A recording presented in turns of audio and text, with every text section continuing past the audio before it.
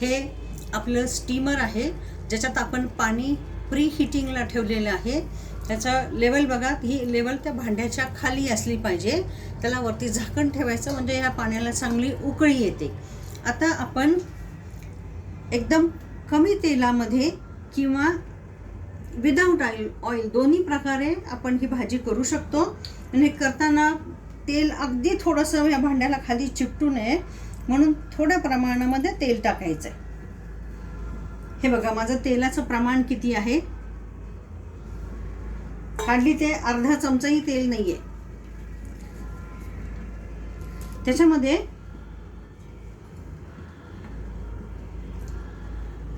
मोहरी,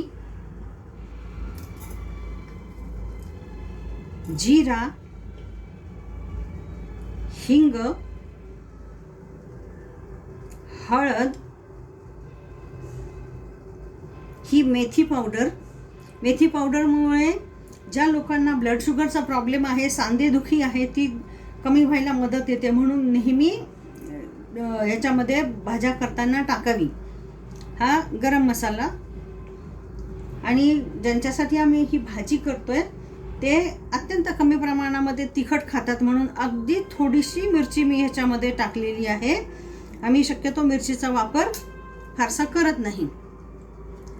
2 लवंग, 1 दालचिनीचा छोटासा तुकडा, ही 2 काळी मिरी, नंतर हे बादल फूल किंवा स्टार अनीस, याला चक्री फूल असंही म्हणतात, याच्या 2 पाकळ्या, हे तमालपत्र आणि थोडंसं खोबरं,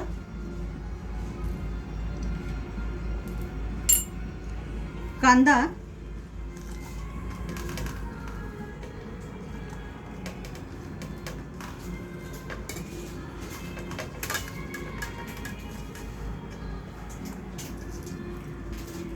कढीपत्ता,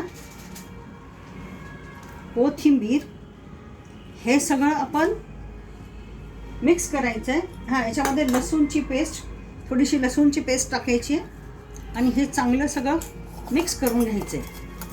आणि मिक्स करून हे कुकरमध्ये म्हणजे ह्याच्या भांड्यामध्ये लावून ठेवायचं आहे.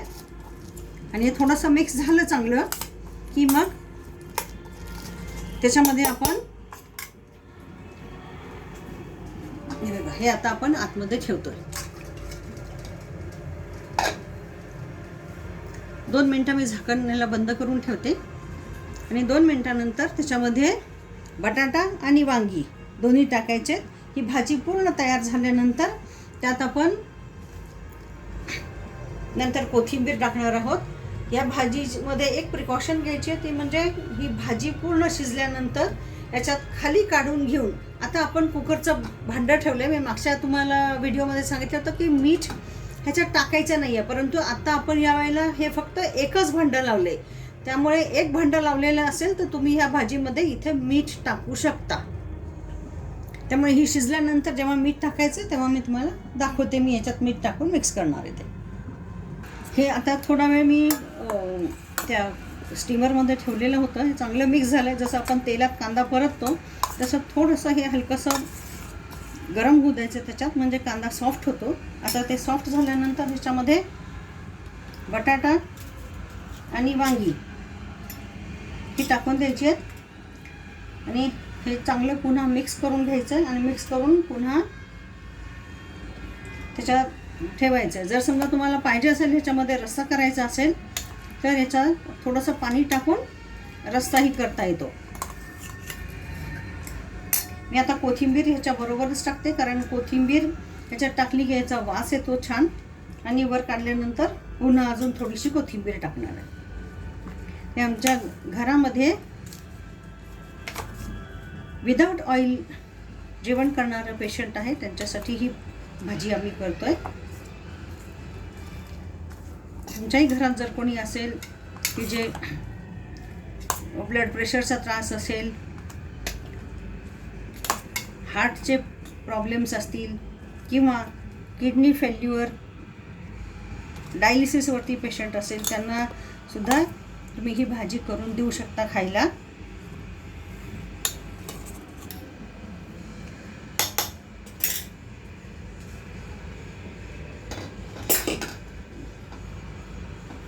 आता ही भाजी शिजायला साधारणपणे 5 ते 10 मिनटं लागतील. 5-10 मिनटामध्ये ही भाजी मी पुन्हा काढून घेणार आहे. काढल्यानंतर तुम्हाला पुन्हा एकदा दाखवते. हे बघा, ही भाजी आता शिजलेली आहे आणि या भाजीमध्ये आता आपण मीठ ॲड करतोय. अजून थोडीशी कोथिंबीर याच्यामध्ये अजून ॲड करतो.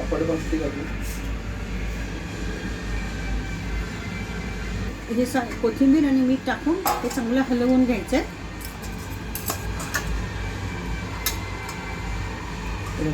याच्यात जर समजा तुम्हाला पातळ भाजी आवडत असेल तर पातळ भाजी पण करू शकता थोड्याफार प्रमाणात. जर आधीपासून दाण्याचा कूट खायची सवय असेल तर थोड्या प्रमाणामध्ये टाकला तरी चालेल, पण जास्त टाकायचं नाही आणि शक्यतो टाकायचाच नाही दाण्याचं कूट. कारण दाण्याचं कुट्यामुळे बऱ्याच लोकांना ॲसिडिटीचा प्रॉब्लेम होतात आणि डॉक्टर सांगतात स्पेशली दाण्याचा कूट भाज्यांमध्ये घालू नका. ज्या लोकांना हार्टचे प्रॉब्लेम आहेत किंवा डायबिटीस आहे अशा लोकांच्यासाठी. तर ही आपली भाजी झालेली आहे. आणि आता आज मोदी साहेबांनी पण आज सांगितलेलं आहे की आपल्या भारतामध्ये लठ्ठ प्रमाणात होण्याचं प्रमाण खूप जास्तीचं वाढलेलं आहे. त्यामुळे आपल्या जेवणामध्ये आपण 10% का होईना तेल कमी करायचे. त्यामुळे आपण सगळेजण आपल्या आहारातलं तेल कमी करण्याचा प्रयत्न करूया. त्याबरोबर इथं जवस आहे ताटामध्ये. बराच वेळा चटणी अशी खाल्ली जात नाही, परंतु तुम्ही भाजलेलं जवस जर असं खाल्लं तरीसुद्धा ज्या लोकांना गुडघेदुखीचा प्रॉब्लेम आहे किंवा कोलेस्टेरॉल वाढलेले आहे त्यांना कोलेस्टेरॉल कमी करण्यासाठी भाजलेलं जवस अत्यंत उपयोगी आहे. कारण जेव्हा आपण चटणी बनवतो तेव्हा त्या चटणीमध्ये आपण मीठ घालतो आणि मिरची घालतो. त्या दोन्ही गोष्टी नाही आहेत. तुम्ही असंही जाता येतं थोडंसं भाजून ठेवलेलं जवस. बघा, माझ्या इथं घरामध्ये भाजून ठेवलेली जवसाची बरणी आहे. जाता येताही तुम्ही हे जवस खाऊ शकता. थँक्यू. तुम्हाला जर व्हिडिओ माझा आवडला असेल तर माझ्या व्हिडिओला सबस्क्राईब करा.